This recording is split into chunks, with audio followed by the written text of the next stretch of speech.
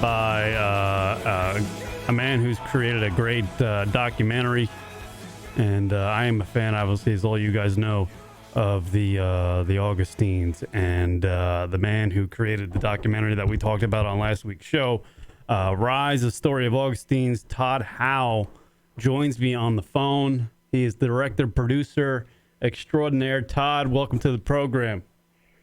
Hello. Yeah, hey, thanks for having me on. Yeah, I got to tell you, you really knocked it out of the ballpark with your documentary. And now I know this is your first attempt at doing a documentary. You're new to film, is that correct?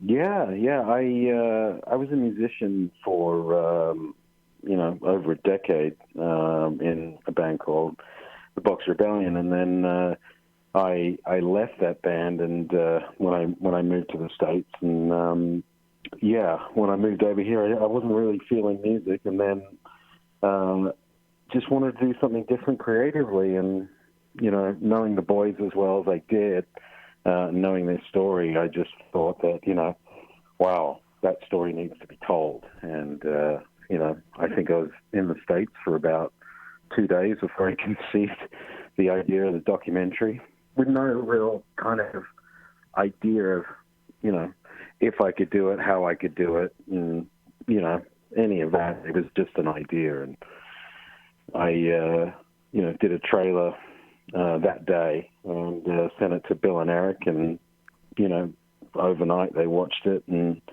they were like, yeah, let's do it. And that's kind of how it all began. Yeah. What was, I know I grew up with Eric. We've known each other since we were probably 6 years old or so. But how long was your friendship, your relationship? I know you were in the Boxer Rebellion. You guys went on tour together. How long was your relationship, and before you came to this idea, like, wow, man, your story is the story of the Augustines is ridiculous. I need to tell this. Yeah, well, I came across the band. I was actually living in Germany, and I was helping our booking agent actually develop their indie roster, and I literally inadvertently came over Paler and just fell in love with it, the EP, and then Any Town Graffiti, and then tried to get Paler actually to Germany for a string of shows, and I think that was when Billy broke his wrist or his ankle, or one of the bones in his body. But they had to cancel the tour, and sadly I didn't ever get to see Paler play. But we kind of just the friendship kind of grew from there in 2008, and then I just happened to be in New York City, in August a couple of times of 2009, and that was when Jimmy passed away, and we just kept in touch, and our friendship grew over that period of time. And they sent me, the finished master of Rising Sunken Ships, and it kind of just went from there. I've been involved ever since. My girlfriend at the time became their first manager on that Rising Sunken Ships period, and that kind of explains why they did a lot more touring, and a lot of their fan bases in the UK and Europe.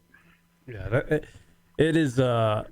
They are an interesting and an amazing band. When from personal experience, when Eric invited me to come see him play in Pela, and this is actually documented a little bit in the documentary. Somebody says this.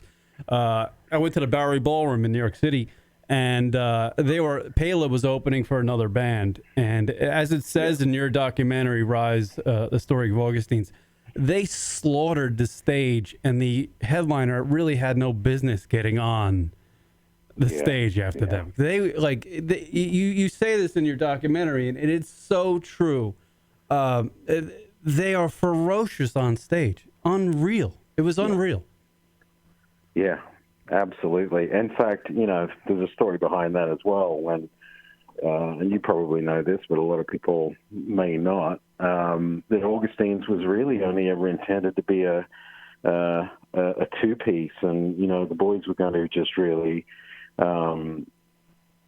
sell sell the album, Rise Ye Sunken Ships, to a kind of small, tight-knit community and do a few shows and get on with things. After all that other stuff went down. But, there were just too many people that I guess were in the right place, at the right time to help them, move forward and grow this time around. And then,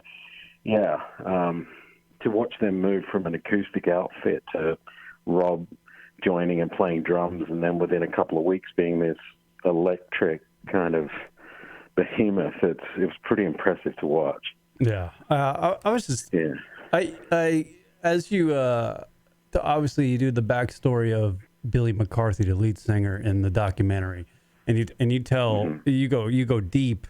But I guess my first question before I get ahead of myself, the guys Billy and Eric, they were completely comfortable with you being completely honest in the documentary. They seemed like they were comfortable talking to you in the documentary. Yeah. Yeah, absolutely. And I think that was one of the really early on when I was doing, came up with the idea. I did think about that, and I just, I know them so well, and we shared that time period together. In essence, those really early formative days of Augustines, when the sun kind of, started to come up again. I don't know. It was. I just knew them really well. There was just a lot of trust there implied that I wouldn't do the wrong thing by them, and I really kind of kept a close hold on their story to make sure that it was told the right way. From start to finish, how long did this process take from getting the idea of doing the documentary to its completion? How long? It was years, right? It was 5 years. Yeah. Wow. Yeah. There's a lot of stuff that went down in between. I think the ambition of the film grew. Once we did the Kickstarter, and there was I had some issues with a business partner early on, and trying to get producers involved, and who end up coming in and then they leave, and it was we kind of, once my first business partner fell by the wayside, I teamed up with Mike, who's one of the producers of the film, and he's now my business partner. And then, it took us a long time to find the story. It's so dense, in terms of a story. You've got Bill's backstory, you've got, everything else that went down, and you're trying to also convey what that means, what the influence of Bill's, history through his lyrics, and making sure that people get that. And, the whole thing is so dense. It was just, I really had to find the right vehicle with which to tell enough of the story, to make those connections. And, it just took a lot of time. Editing is really kind of like a dark art. So, we just had to keep going until we had it, as digestible as possible. And it just took a hell of a long time. Right, because it's not a documentary solely about a couple guys trying to make it in the music industry. It's so much more than that, right? It really is. Yeah, exactly. And there's really not, there really isn't that much of Augustine's music in the actual film. My intention, was always to tell a story that could transcend, the community that we have, that Augustines have created, and, for it to appeal to everybody. And I think we've done that. It really is. It's a human story more than it is music documentary. And I think what it does too, Rise, the story of Augustine's, I think what it does too is it really captures the connection between the band members, Eric, Billy, and Rob, with their audience. I think you get the Absolutely. gist of why people love the band. You really do, and that's what's so great about the documentary, and why I applaud you, and I thank you for taking such a long time and doing it, because it was well worth the wait. Because as a fan of Pela and moving on to Augustines and all this, I mean, their music really literally became, like an Elton John to me. It became part of my life. It's something I always went back to. In times of, whatever I was feeling, what kind of mood I was in, I'm going to throw in some Augustines and vibe out a little bit. That's what their music came. And you really captured that in the film, which was really impressive. I mean, obviously for your first time out, doing a documentary, you really blew it out of the water. I can't tip my cap to you enough. It was pretty tremendous what you did in this film. Oh, thank you, mate. I really do appreciate that. Yeah, it's good to hear. Yeah, well, tell me. I mean, when I think about folks going out there to make a film and trying to raise money for a film, I just like, oh man, it would be such a cool idea to be a director or a producer. But then I just think of the headache that starts on day one. What was that? What was that like for you to embark on this journey? Well, to be honest, I mean, I had no idea how to make a film. I just had an idea, and I knew that I was probably one of the people who knew the story better than anyone else. But yeah, I had no idea how to make a film.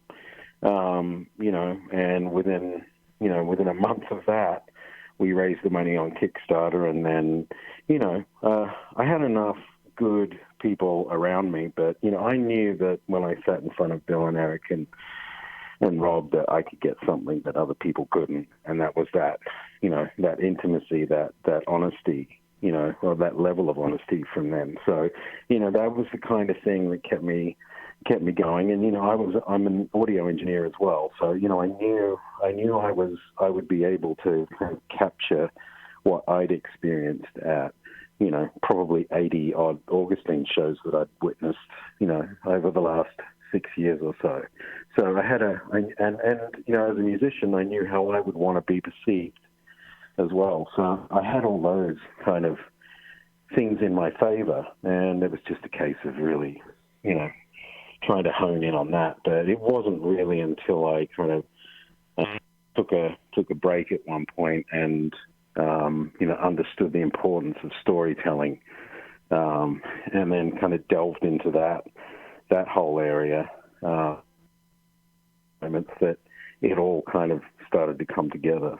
Right. I have to imagine, when you're making a documentary, you kind of you find a beginning point, and you kind of don't know where it's going to go.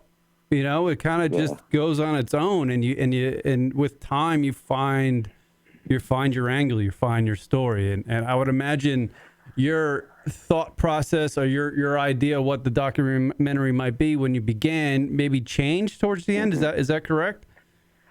Well, yeah, you would think that, but I look at the film and I think, well, this is the film that was in my head. That I did get to one point with the film, and I thought, there's nothing more that I can do with this. I love this, and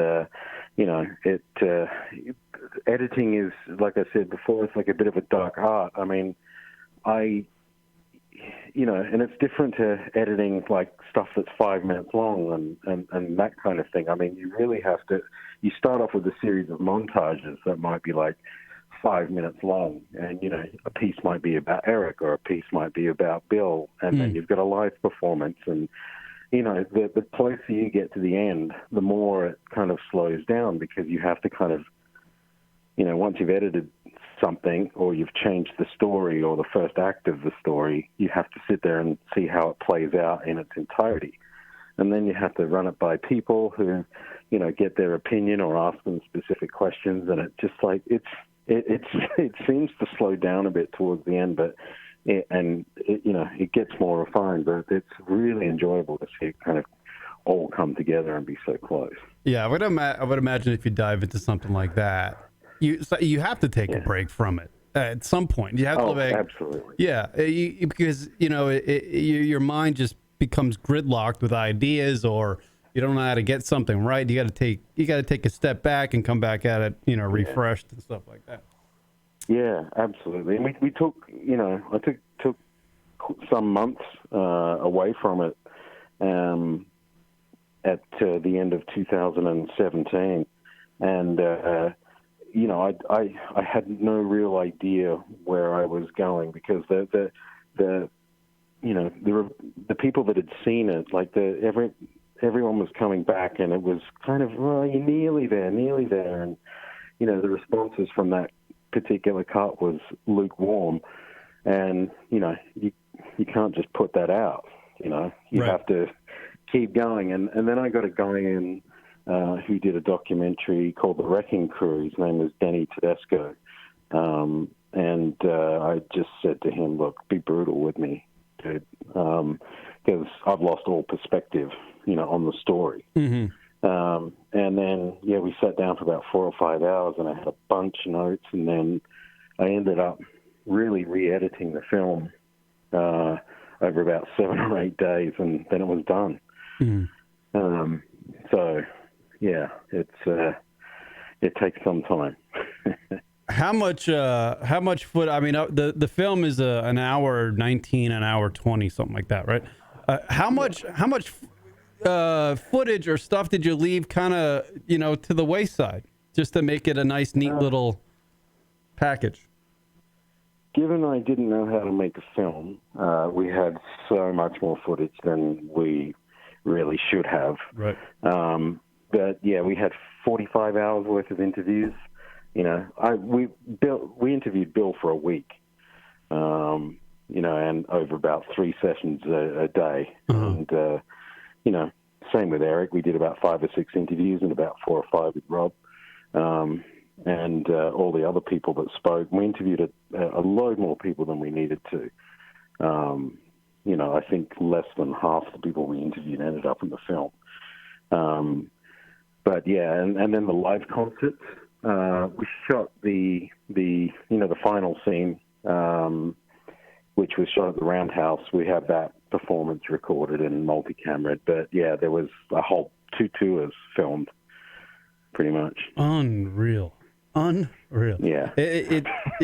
I know. I think about the idea of, because you fantasize it, certainly when you're younger and you haven't lived much, and you're like, oh, I want to be a sports broadcaster. Oh, I want to be a filmmaker. Go do the job.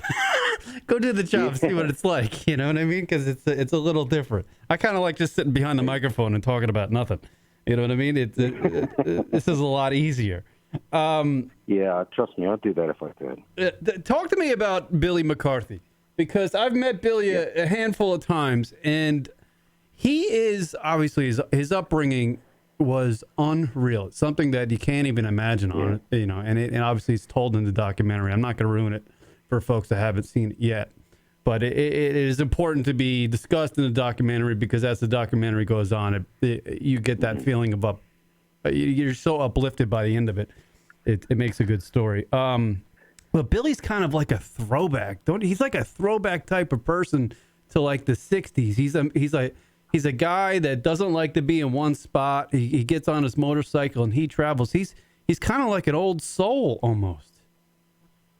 Yeah, I think so. I mean, there's a few of his tales in the film, but that's probably 1 or 2 tales out of 100 that he talked to me about when we were being interviewed. But yeah, he loves his bike, and he loves his. I think with Bill, he was, and this might be evident in the film, he was really, scared of that small town life and existing there forever. And I think that just spurred his wonderment of the world and need to kind of get out there. But yeah, he never likes to be in one place for too long. Forward motion is his thing. Yeah, I mean the story about him, literally there's a little piece of the documentary where there's a couple actually, but the one that throws me is him. The train one where he goes up to Seattle and hops a train for 3 states and wakes up somewhere in California and going, I'm home, but California is like a country in and of itself. I mean, it's pretty. He's a pretty unique individual, and to go from, his upbringing that was devastating, and then, taking care of his younger brother and having to kind of caretake his younger brother's issues and stuff like that. And oh God, and then to have the confidence and the skill to learn guitar and become an awesome musician. It's a real unique story. I said it on my last show when I was talking about your documentary right after I saw it. I was like, in 40, 50 years, there could be a whole nother documentary about Billy McCarthy, because he's an interesting cat. He really is. I'm sure there will be. In fact, it's really interesting because Bill's now doing shows that are a lot more intimate, and they're acoustic shows. And not only do you get to experience, being that close and hearing all of those songs a different way, but he tells a lot of stories. So his shows are, kind of 50-50 music and 50-50 he'll tell a story of one of his travels, or something that might be relevant very recently. But yeah, it's a completely different experience. I love that side of Bill. And one thing I think about Bill, which you didn't mention, was his ability to craft lyrics. And his grip on the English language and how to use it. I think that's one thing that really has fascinated me, and particularly given his upbringing. And I think it's just something that I'm glad in the film that I think I conveyed. Really, was his ability to the honesty within his lyrics.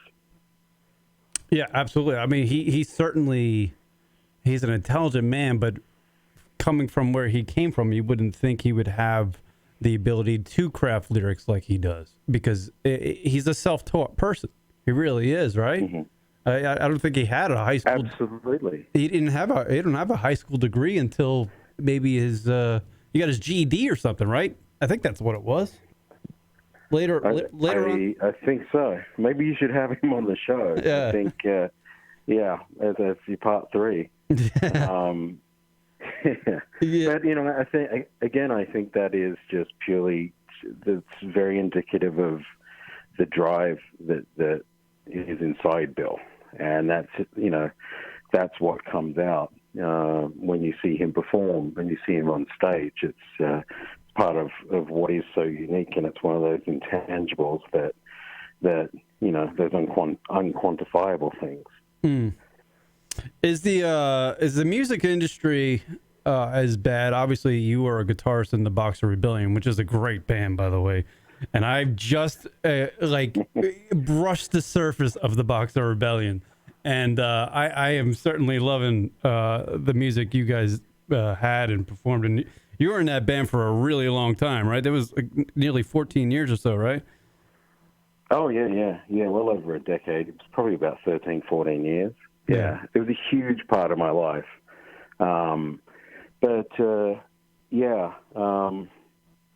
We took Augustines on 3 tours right at the beginning. And just saw them evolve, and after those 3 tours, they were kind of off to the races. Yeah. How were they? Because I only got to see them in the States, and obviously when they played the States, the shows were a little bit smaller. They would sell out places like the Bowery Ballroom and Webster Hall in New York City, theater type places. But when Eric would show me footage of, or I would, go on YouTube and end up in a rabbit hole looking at concert footage of the Augustines from across the pond. How were those shows in Europe compared to what their draw in the United States? It was night and day, right? Oh, they were amazing. But I mean, it was just everything that it should have been everywhere. But having said that, I've seen them play here in the States, a bunch of times, and the heart and the intimacy was always there. They didn't leave anything on the table ever. No matter where they played. Yeah. It's just that there were a lot more people in the UK that were in the same room at the same time experiencing all of that. So, yeah. I think that's what made them, and maybe the reason why you embarked on this journey to make the Rise, the story of Augustines, is that they do have some sort of, I wouldn't say it's an unexplainable connection with their audience, but it is a unique connection with their audience, because all the shows I've been through, it's a concert, but then it's more like a hang and a party almost afterwards when they jump into the audience and start doing, acoustic stuff with folks, and it almost becomes like a sing-along type deal. It is a real shame. It is a real shame that it came to an end. And I don't really know the reasons why the band came to an end, but I would imagine it's the music industry, right? It's just a terrible... Oh, 100%. Yeah. 100%. I mean, they're Augustines disbanded in 2016. There were so many great bands that called it a day that year. Maccabees is one of them. And, it's when your accountant calls you up and tells you can't afford to be a band anymore, then, what do you do? I mean, it is Spotify, it's iTunes. One, massive revenue stream is gone. It doesn't exist anymore. I mean, I'll tell you now that my next quarter forecast for Spotify and Apple royalties is probably about $40. Jeez. That's insane. Yeah. So, yeah, it is. I'll earn $20 in one quarter from Spotify. No matter how many people around the world listen to a Boxer Rebellion song in a 3-month period, I make $20. No, how is that? That's... How is that I mean, I don't get it. I mean, these companies are literally like raping us from, the ability to enjoy art like the Boxer Rebellion, like Augustines, because these bands can't survive. What amazes me really is that how can something be so absolutely perfect for a consumer and so, such a polar opposite for any of the artists that are on the platform bar the top couple of percent. Right. It is for any middle of the road band or mid-level band rather, it's just the economics of the music industry aren't working right now. And I have no idea when that will ever get fixed. Do you have an idea of how it could be fixed? Because I would love to know. I mean, you've been in the music industry for more than a decade. I honestly couldn't tell you. I honestly couldn't tell you how it's going to be fixed. And interestingly enough, if you have a look at film, Apple are about to roll out Apple Plus, and you've got Netflix, you've got all of these big subscription models. I don't know how independent filmmakers are going to make any money, because sales are going to be gone within a couple of years, I would have thought. But I don't want to speculate too much on that. Yeah. I think you're right on that. There's way too many platforms and streaming services out there. I wanted to talk to you about that also, because with this film, with this documentary, obviously it's available on Google Play, YouTube, Amazon Prime Video, Vimeo on demand.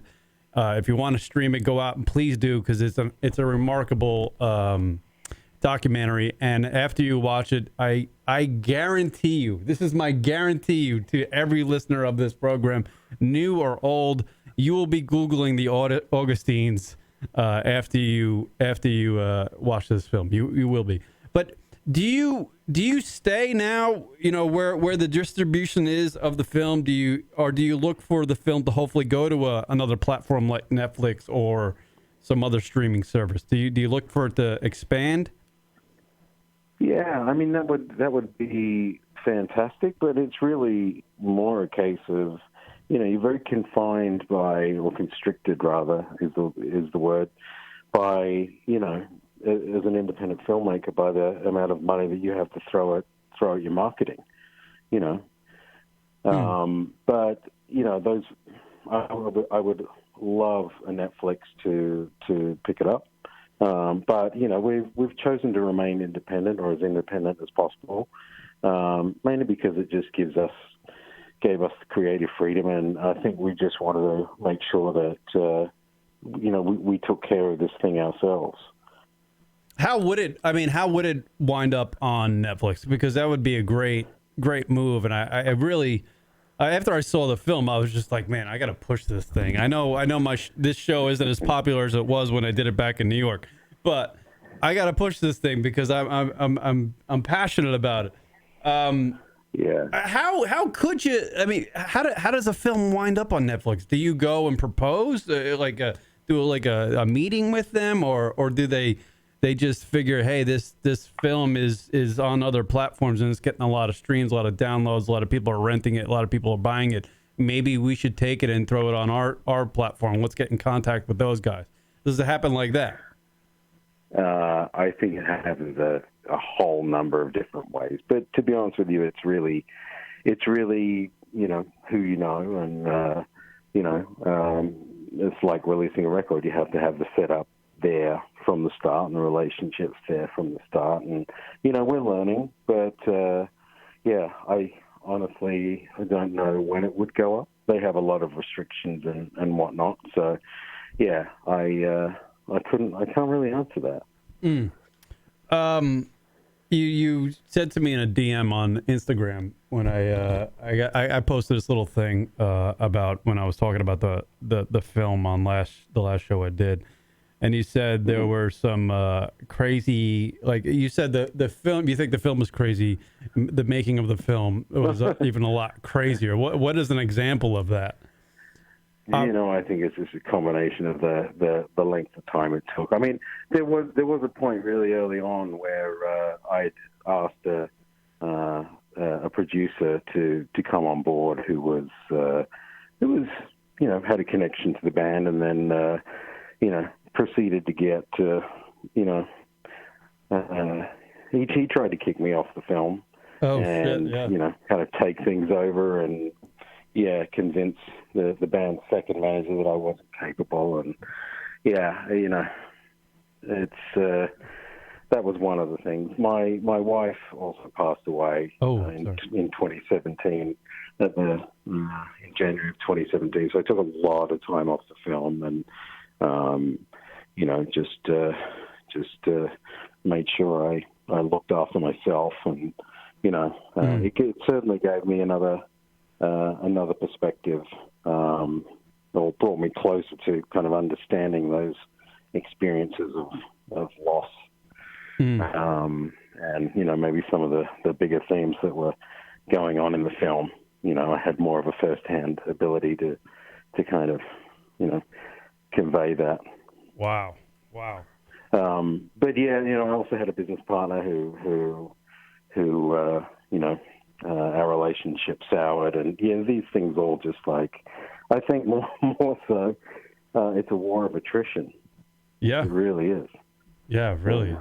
You just have to maintain that belief that you can finish what you started, and I put a lot of pressure on myself just to do that. It was my first real creative thing after the Boxer Rebellion, and so I had a lot of self-imposed pressure just to prove to myself that I was capable of doing something on my own. Right. It's quite an impressive thing to accomplish, considering you were, as you say, green once you went into it. You were a novice, and then it for lack of a better word, and then you created this, and that's pretty remarkable. It is. It truly is. It's something you should be super proud of. Oh, thank you. Yeah, and look, yeah, I'm hellishly proud of, every frame of that film. There's no bells and whistles in it. It is just straight up an honest story. There's no flashy animations or anything like that. And, I just wanted as much as I wanted the story to be pure, I just wanted, the visual medium to be very simple and something that you could put on in 10 years and, not be distracted by anything from the day. Yeah, it is true what you just said. It's not one of these, and I buried the lead because we should have said this right at the top of the interview. This is not your typical music documentary that you'll see on Netflix and you'll forget about 5 minutes after you watch it. You'll watch this thing and you'll be thinking about it for a day. You'll be thinking about it. Maybe you'll watch it again the next day, like I did. I watched it once and then I went right back and watched it again, like a favorite song you just played over again, and that's what I did. I mean,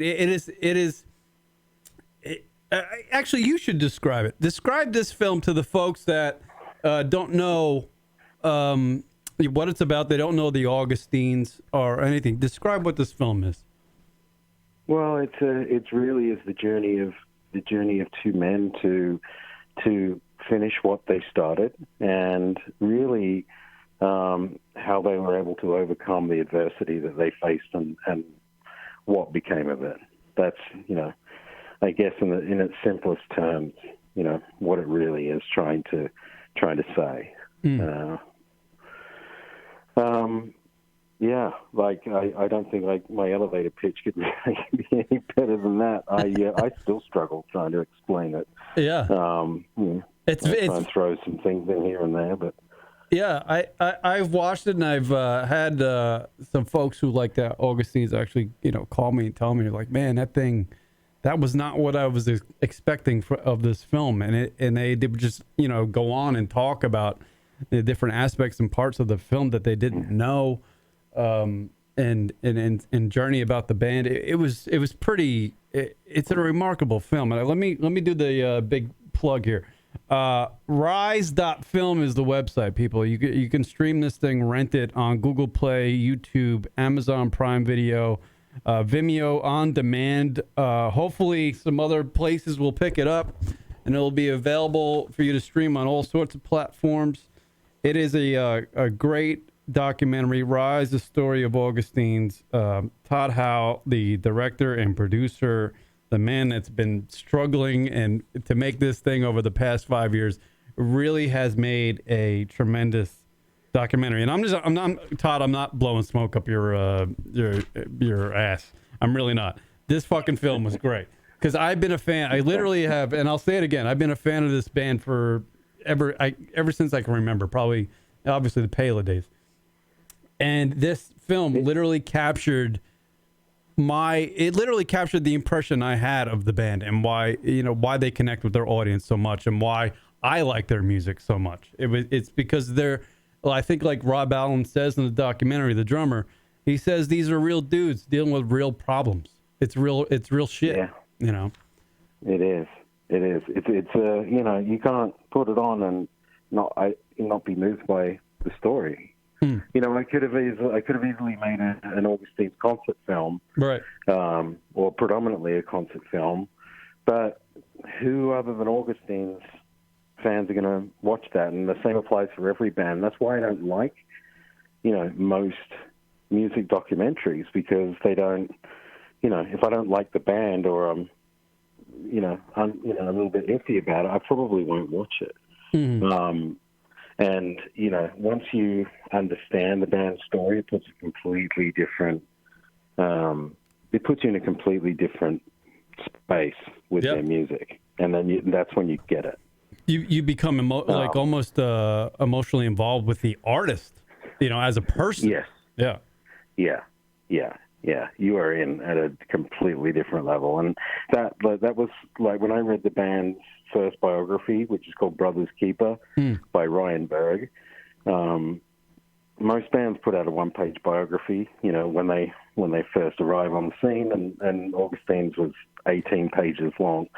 And it was this beautifully written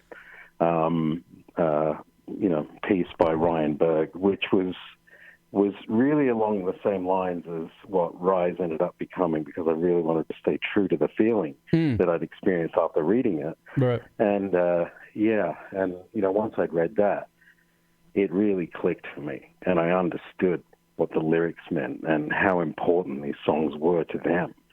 And it's powerful stuff. You don't experience that too many times in your life. Right. Yeah, no, it is it's remarkable. These guys, Billy, of certainly being the lead singer and the person that people focus in on, obviously when you go see them play, or went to see him play, he is just he has this ability to just connect with the audience. It's something most lead singers don't have. They struggle to find. You know what I mean? But he does it effortlessly, it seems like. Yeah, but there was, that's certainly, I would never take away from Eric or Rob's, synergy and what they brought to the table. It was a really unique thing that they had between them when they played music. Absolutely. And they all had their roles, whether it was in the studio or on stage.